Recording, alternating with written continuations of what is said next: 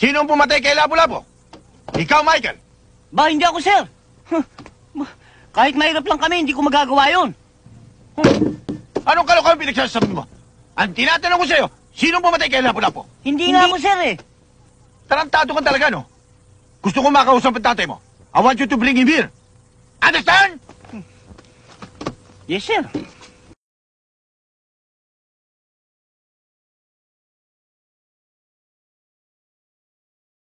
Tay, ibig daw kayong makausap sa eskwela. Bakit? Kasi Itay, tinanong ako kung sino ang pumatay kay Lapu-Lapu. Oh. Ang sabi ko, hindi ako. Ngayon, kayo ang gustong makausap. Lagot kayo, Tay. Teka. Bakit ako? Lalong hindi ako pumatay kay Lapu-Lapu. Anong malay ko ron? Itay, kayo na lang ho ang pag-asa ko. Kinakailangang sumama kayo sa akin. Dahil pag hindi kayo sumama sa akin, may expelled ako. Kinakailangang magpaliwanag kayo, Itay. Kung kinakailangan magpaliwanag, edi puntahan natin. Halika. Itay na. Sir, ito na ho tatay ko. Ano ho bang may paglilingkod ko sa inyo? Anong may paglilingkod? Kayo ang nagpatawag sa akin eh. Pinatawag?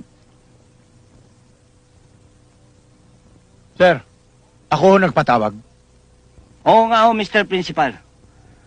Pinagbibintangan kami na kami raw ang pumatay kay Lapu-Lapu. Kahit tingnan ninyo ang lahat ng police record, malinis kami. Wala pa kaming napapatay. Ngayon, kung ipagpipilitan ninyo na kami ang pumatay kay Lapu-Lapu, baka ngayon lang kami makapatay ng tao. And you will have a dangerous life.